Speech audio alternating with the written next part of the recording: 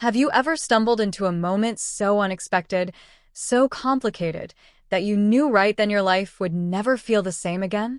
That's exactly what happened to me. It started on a rainy night in upstate New York, when loneliness wrapped around me like a second skin, and I discovered a truth I never thought I'd carry. The storm outside was merciless that night, rain hammering the windows and thunder shaking the walls of our suburban home. I, Emily Parker, stood in the kitchen with only a single candle flickering on the counter, its glow stretching long shadows across the marble. I wasn't usually a drinker, but the glass of cheap wine in my hand felt like the only company I had left. My husband, David, was away again, another vague work trip he never fully explained. He'd become a man of absences, absent from dinners, absent from conversations, absent from me. And then there was Noah, David's 19-year-old son from his first marriage. He lived under the same roof but moved like a ghost, always with earbuds in, always keeping to himself. His presence was felt more in silence than in words. From the day I met him, I could sense the sadness clinging to him. His mother had left when he was just a boy, and though he never spoke of it, the wound was written in the way he carried himself. When I first married David 2 years ago, I thought I could bridge that gap, be the kind of stepmother who cared. I tried in small ways. His favorite snacks on the counter, gentle questions about his classes, the kind of encouragement I wish someone had given me at his age. He would nod, sometimes even smile faintly, but there was always a wall. And I kept trying because David certainly didn't. My husband hadn't asked Noah about his day in months. It was during something as ordinary as laundry that everything shifted. I was in the basement, folding clothes under the soft hum of the washing machine. David's pressed shirts, my sweaters, and then Noah's pile, gym shorts, soccer jerseys, all carrying the smell of sweat and grass. That's when I noticed something I wasn't supposed to, something that made me pause. My breath caught in my throat, and for just a second too long, my hands lingered on fabric I should have folded without thought. A flicker of curiosity passed through me, shameful and uninvited. I told myself it meant nothing, but the image stayed, like a shadow I couldn't shake. Later that day, Noah came home limping from soccer practice. I was at the counter chopping vegetables, and when I saw the hesitation in his step, my voice softened instinctively. "You okay?" I asked. He paused at the stairs, his back to me, hoodie pulled tight. "Yeah, just sore," he muttered. But there was weight in his voice, something unsaid. When I pressed gently, he only whispered, "It's just stuff," before disappearing into his room. That word, stuff, echoed in my head long after. The days that followed grew quieter but heavier. I noticed things I hadn't before. The way he avoided the kitchen when I was there, the way he startled when I said his name, the way his eyes sometimes lingered on me in fleeting, almost searching glances. One evening, as I wiped down the counter, I caught him staring, not with boldness, but with a kind of vulnerable curiosity. When our eyes met, his cheeks flushed, and he quickly looked away. That moment left me rattled. It wasn't supposed to mean anything, but deep inside, something shifted. David's absence only widened the cracks. He would come home late, retreat to his study without a word, and I would lie in bed beside him, untouched, wondering if he'd even notice if I disappeared. Loneliness wasn't loud. It was a slow erosion, bit by bit, until you're hollow. And then there was Noah, who, in the smallest of ways, made me feel seen. When he helped me carry groceries, when he lingered in the living room while I watched TV, when he asked quiet questions about the world, those little moments mattered more than they should have. It was one of those moments that caught me off guard.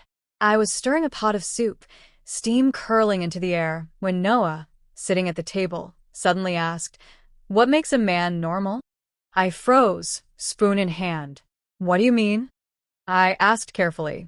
He shrugged, eyes lowered. "How do guys know if something's wrong with them? Like physically?" My chest tightened.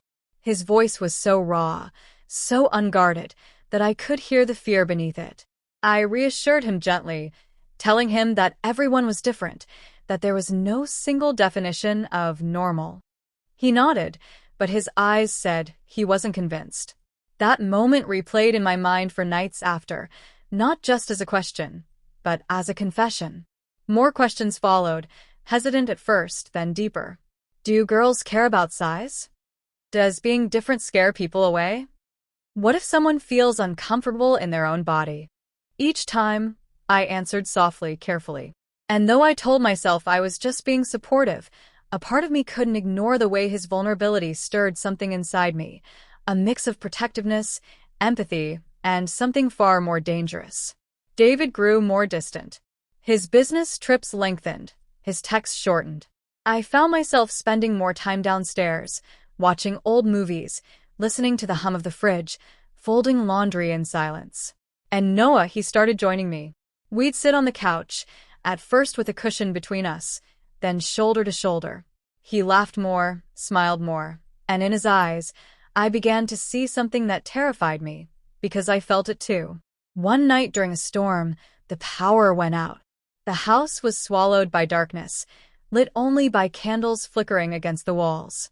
I sat on the couch, a blanket around my knees, when Noah appeared in the doorway. "Power's out," he said softly. I smiled faintly. Yeah. He came closer, sat beside me, and for the first time, we shared the blanket. His shoulder pressed lightly against mine, and the air felt charged, electric. "Can I ask you something?" he whispered after a long silence. "Of course," I said, though my heart raced. His eyes fixed on the candle's flame. "What if I'm never enough for someone? What if people always walk away?" The words pierced me. He wasn't just talking about himself, he was letting me see the wound he carried every day. I told him gently that he wasn't broken, that he wasn't too much or too different, that he was human. His eyes searched mine, desperate, and then he asked the question that made my breath catch. "Would you help me understand? Just what it's supposed to feel like. What it means." In that moment, everything inside me clashed: guilt, fear, tenderness, and an aching need to be needed. Our hands brushed under the blanket, just a fleeting touch, but it burned through me. Neither of us moved away. The silence between us said everything we couldn't. The next morning, everything felt different. The air heavier, the house quieter. Noah avoided me, slipping past without a word. I made breakfast, but his chair stayed empty. My hands shook as I rinsed a mug, wondering if I had crossed a line I could never uncross. Days blurred into each other, a distance growing between us. I passed his room one evening and saw him writing in a notebook, his shoulders hunched, his pen moving quickly before he hid the pages beneath the floorboard. I never asked what he wrote, but part of me feared I already knew. And then, 3 nights ago, I found it, a note on my nightstand, folded neatly, my name written in his handwriting. I haven't opened it yet. I keep it in my pocket, the weight of it pressing against me wherever I go. Now, as I walk through the house, everything looks the same: polished floors, high ceilings, candles lit at dusk, but it all feels different. Like the ground has shifted beneath me, and I'm the only one who notices. Am I the stepmother who tried too hard? The lonely wife? The villain of my own story? Or just a woman who wanted to feel seen and reached for something she shouldn't have? I don't know yet. All I know is that moment changed everything, and there's no going back. Hey, everyone. Thank you for listening to this raw, heart-wrenching story. Life isn't neat. It's full of blurred lines, difficult choices, and moments that test who we are. If this story stirred something in you, whether it was a question, a memory, or just a feeling, stick around.